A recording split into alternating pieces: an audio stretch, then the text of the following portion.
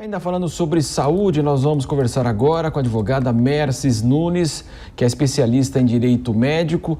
Eu queria perguntar para a senhora, doutora, os usuários dos planos de saúde, a gente sabe que tudo sobe no Brasil e a expectativa, então, de também uma elevação significativa nos planos. Muito boa tarde, prazer tê-la conosco aqui. O prazer é meu, boa tarde para todos vocês. De fato, o que se tem comentado é que este ano nós vamos ter um reajuste na casa dos 2 dígitos. E o que a expectativa é de que seja um reajuste na casa dos 15%, 15,4%, e se isso de fato acontecer, vai ser o maior reajuste nos últimos 23 anos. Mas hoje, doutora Elisângela, agora conversando com a senhora, hoje tudo está tão caro para o brasileiro, né? Comida, cesta básica, tudo aumentou com a inflação. Agora, esse aumento nos planos de saúde, mais uma situação complicada para o cidadão, não é mesmo? Não tenha dúvida, Elisângela, vai ser realmente bastante significativo, porque nós viemos de um ano de pandemia. No ano de 2020, nós tivemos uma queda vertiginosa nos atendimentos, principalmente nos procedimentos eletivos, e isso fez até com que a ANS aplicasse um reajuste negativo nos planos de saúde. Mas logo no ano de 2021, nós temos que lembrar que nós temos um intervalo de 12 meses, então essa aferição dos custos, do aumento das despesas médico-hospitalares, tudo isso entra nesse cômputo da ANS, principalmente para os planos individuais e familiares, em que a ANS faz uma média da totalidade dos planos de saúde para aqueles usuários. Então, aproximadamente 9 milhões de usuários. Então, por essa média, nós devemos ter esse reajuste bastante elevado, vai significar bastante no bolso do consumidor, já com tudo que nós estamos pagando de forma bastante elevada, custo de tudo que nós temos que suportar. O plano de saúde é mais um item e muito significativo, porque nós sabemos que a saúde, principalmente saindo dessa questão da pandemia, nesse pós-pandemia, todas as pessoas acabam se assustando um pouco mais, a população envelhecendo, então tudo isso soma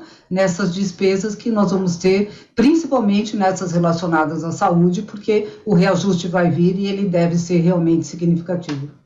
Doutora, nessa conta aí, ela não fecha mesmo, porque ninguém está satisfeito, né? Se a senhora ouvir o operador de saúde, ele vai falar que, olha, não paga meus custos, tem toda aquela reclamação. Do lado do usuário, ele também fica muito insatisfeito com o atendimento, cada vez mais restrições, cortes, ele tem que...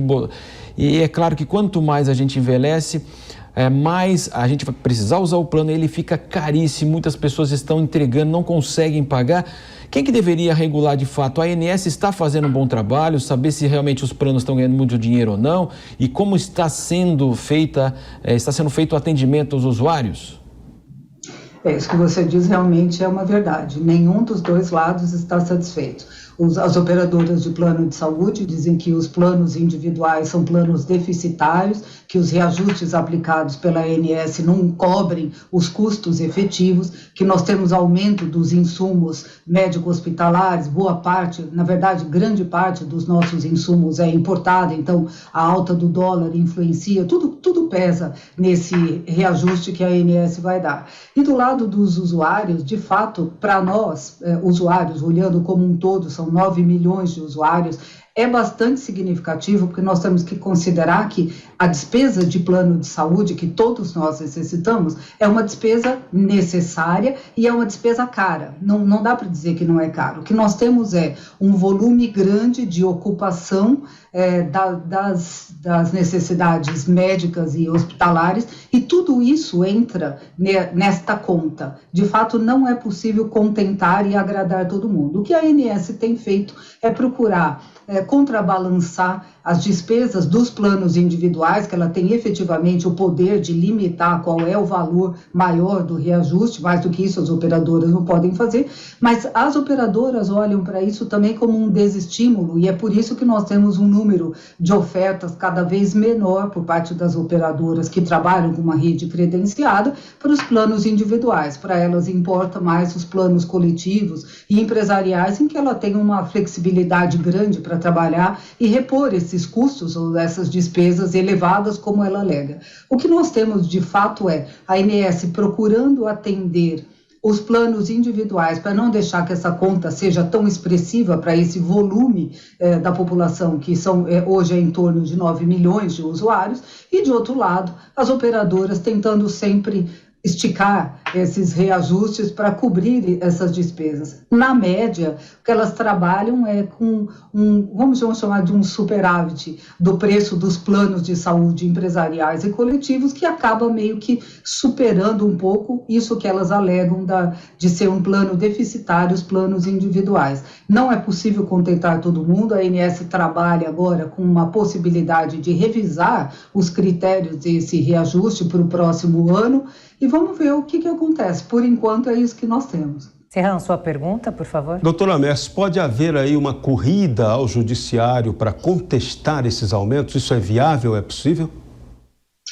Nos planos individuais, a ANS tem a palavra final. A legislação determina que ela tem essa competência para estipular esses reajustes, ela faz esta conta por meio dessa média de todos os planos individuais, são 9 milhões, ela leva em conta, inclusive, a inflação dos preços ao consumidor, que é o IPCA amplo, para saber qual foi a média dos custos dos insumos médico-hospitalares. Então, não há muita possibilidade na questão dos planos individuais serem questionados na justiça, porque a ANS tem essa competência, exceto se for viável a prova, os dados são todos publicados, estão nos portais das operadoras, mas se houver a prova de que houve um equívoco nesse reajuste, claro que é viável, o judiciário tem as portas abertas para isso, mas eu não acredito que vai acontecer nos planos individuais. Eu acho que a média dos planos individuais vai dar, sim, bastante munição para os reajustes que vão vir agora para os planos coletivos e empresariais. Empresariais têm uma negociação à parte entre as empresas e os planos de saúde, em função até do volume de pessoas, mas a média mesmo vai ficar bastante elevada também para os planos coletivos. E é neste particular que eu acho que a discussão pode sim parar no judiciário e as operadoras vão ter que justificar exatamente aqueles reajustes, o que não acontece no reajuste do plano individual. Agora, a gente pensando lá na frente, essas pessoas podem deixar, então, de pagar o plano, porque o aumento é muito grande, não vai caber no bolso do brasileiro, e aí migra para o Sistema Único de Saúde e aí sobrecarrega o sistema. Isso pode acontecer, virar realmente aí uma bola de neve? Na verdade, isso já vem acontecendo bastante, a gente vê por várias razões um certo empobrecimento da população nos últimos anos, então essa conta ficando cada vez maior e a migração tem sido bastante significativa. Então, pessoas que não conseguem mais pagar o seu plano de saúde migraram para categorias diferenciadas, menos custosas e ainda assim não conseguem. Então, nós temos hoje em torno de 150 milhões, 160 milhões de brasileiros que dependem exclusivamente do SUS. São pessoas que não têm plano de saúde. Hoje, a parte da população que tem plano de saúde está em torno de 49 milhões de brasileiros. Então, é claro que não conseguindo pagar, a alternativa realmente que sobra é recorrer ao SUS, que já está sobrecarregado, não tem condição de atender a população hoje e faz o melhor possível, porque não há recursos para atender todo mundo da melhor forma possível, como a Constituição determina. Seria o melhor dos mundos se isso fosse viável, mas efetivamente a conta para o SUS também não fecha. Então, o que nós vamos ter é uma sobrecarga do já sobrecarregado Sistema Único de Saúde e uma inoperância maior, porque a demanda aumentando, a redução do outro lado do serviço prestado, inclusive até muitas vezes com falta de material, com falta de leito, com falta de profissionais para atender, então nós vamos ter uma sobrecarga e uma ineficiência maior do serviço, infelizmente. Inclusive, nossa produção aqui informando, né? Se fizer uma conta simples aí, uma família de 4 pessoas, 2.500, o aumento vai atingir quase R$500, aquilo que a senhora falou, dessa expectativa de 15, 16, 17.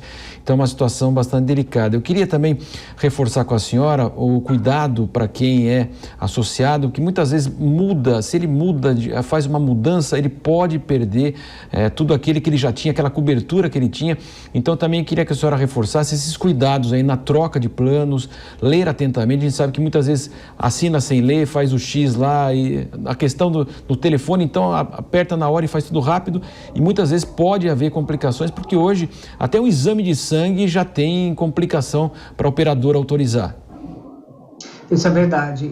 Nós brasileiros temos uma tendência de assinar as coisas muito rapidamente, né, de não ler com cautela todas essas cláusulas, e isso pode acontecer. Então, seria extremamente importante para o usuário, para a sua família, para todos que estão vinculados a planos de saúde, que eles procurassem dentro do próprio site da ANS uma outra operadora, se houver esta migração, com serviços compatíveis, para que ele possa ter o equivalente que ele já tem hoje no plano de saúde com um custo menor.